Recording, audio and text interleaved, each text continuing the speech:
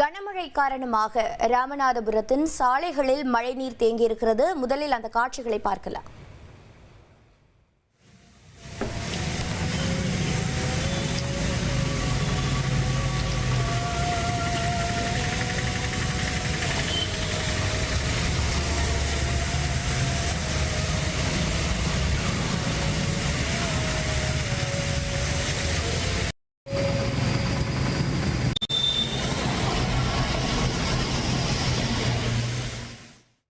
இது பற்றிய தகவல்களை செய்தியாளர் சோனைமுத்தன் வழங்கிட கேட்கலாம்.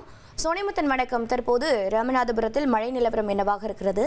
சாலையில் தேங்கியிருக்கக்கூடிய மழைநீரை அகற்ற என்ன நடவடிக்கை மேற்கொள்ளப்பட்டிருக்கிறது? வாகன ஓட்டிகளின் பாதிப்பு என்ன?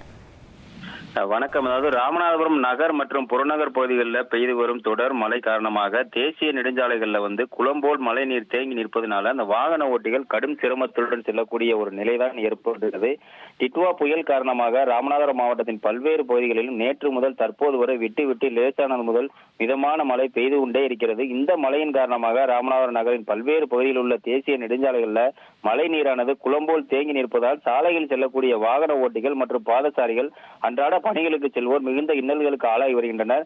குறிப்பாக அந்த அரசு மருத்துவமனை சாலை, பாரதி நகர், பழைய பேருந்து நிலையம், அரசு பணிமனை மற்றும் கீழக்கரை ராமநாதபுரம் ரயில்வே மேம்பால பகுதிக்கு அடியில் இருக்கக்கூடிய அந்த தேசிய நெடுஞ்சாலை உள்ளிட்ட பகுதிகளில் இந்த மழை நீரானது கடுமையாக தேங்கி குளம்போல் நிற்பதனால வாகன ஓட்டிகள் அந்த தண்ணீரை கிழித்துக் கொண்டு செல்லக்கூடிய காட்சியை தான் நாம் பார்த்து வருகிறோம். குறிப்பாக அந்த பாலத்திற்கு கீழாக தொடர்ந்து 2-3 தினங்களாகவே அந்த தண்ணீரானது தேங்கி நிற்கிறது. மாவட்ட நிர்வாகம் மற்றும் நகராட்சி நிர்வாகம் தலையிட்டு உடனடியாக அந்த தண்ணீரை அப்புறப்படுத்த வேண்டும். மேலும் சாலைகளில் மழைநீர் தேங்காதவாறு நடவடிக்கை எடுக்க வேண்டும் என வாகன ஓட்டிகள், சமூக ஆர்வலர்கள் கோரிக்கை விடுத்துள்ளனர். மழையானதும் தொடர்ந்து பெய்து கொண்டே இருக்கிறது.